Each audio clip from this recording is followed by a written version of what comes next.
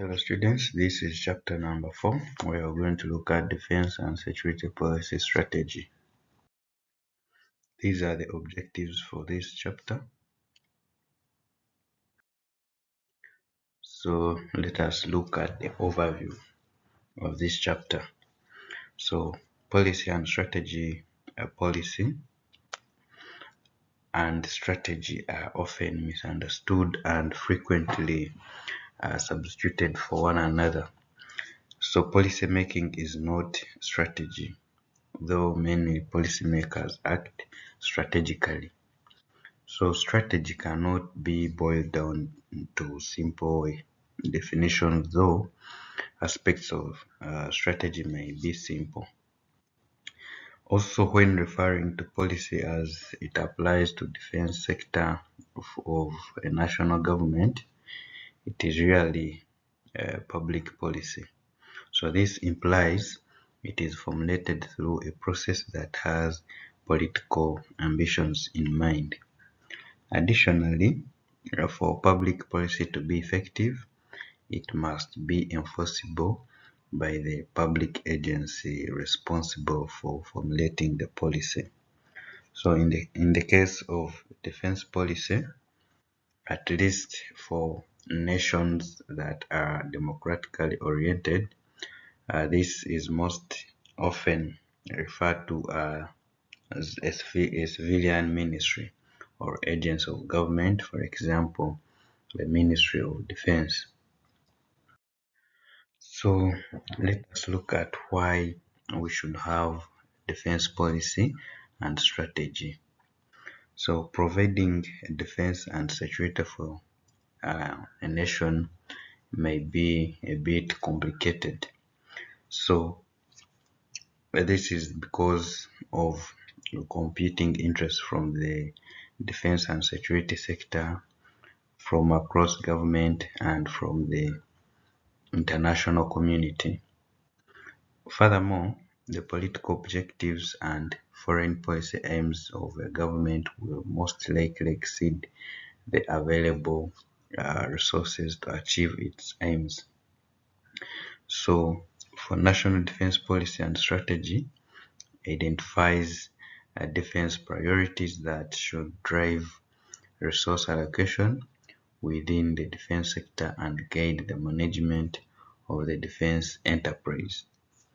So without such guidance, fragmented decision-making process will occur with no assurance that the military services and other components and agencies of defense will agree upon a common view of the future, their roles, or their priorities.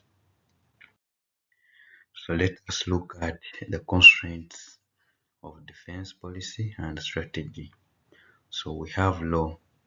So this is because establishment of an armed force has to be guided by the nation's law or constitution.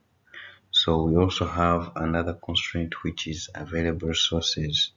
So the available resources, or the resources available to defense, are key determinant on the size or shape of the armed forces. So where are organizational defense policy and strategy derived from? So formulating policy and strategy starts with identifying national values and interests. So these are what politicians rely on.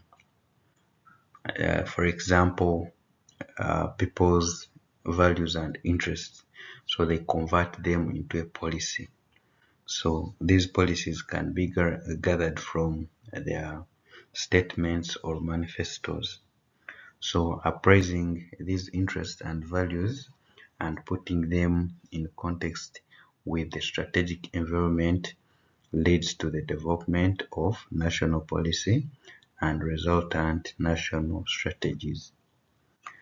For defense policy and strategy development, a national security strategy will be most influential on defense. So These high-level documents cover the whole of government, including domestic and foreign policy, as well as defense.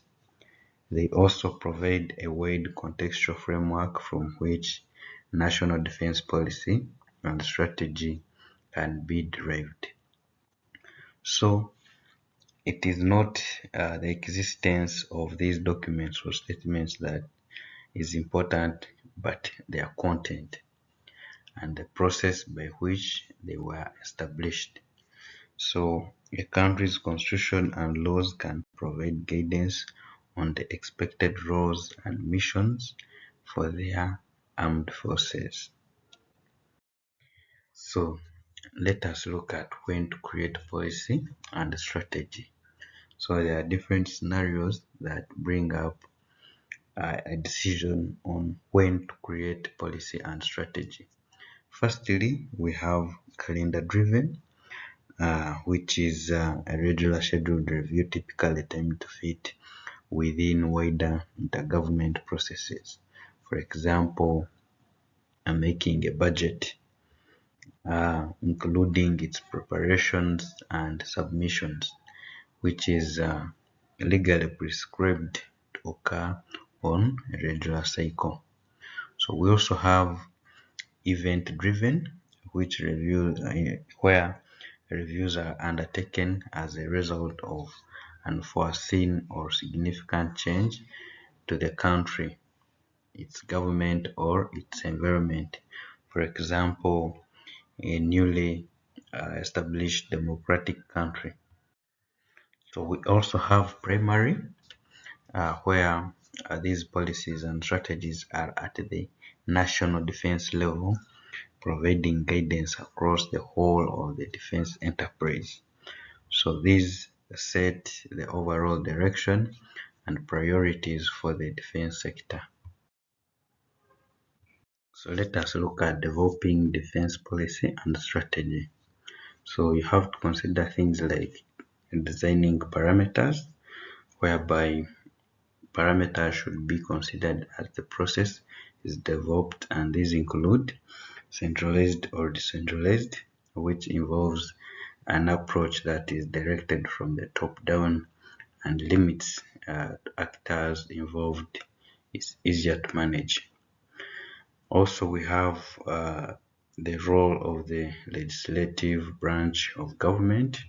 So, beyond just the elected chief executive of a nation, if there are elected legislators assigned specific responsibility for oversight of the defense sector, they play a role in successful implementation of defense policy and strategy. So you also need to consider design principles. So while there is no set process or template for developing a national defense policy and strategy, there is a set of principles which, if followed, increase the likelihood the policy and strategy will be effectively implemented. So under this, you have also to consider things like senior ownership or leadership, which specifically refers to those individuals who will make the final decision and explain and justify them to other stakeholders in government and the public. Also, you also need to identify the policy community. So finally, you have to consider design questions. So there is a common set of questions that should be addressed when developing defense policy and strategy.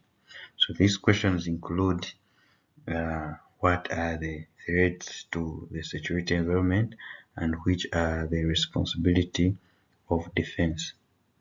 Also, what are the stated or inferred mission areas of the armed forces?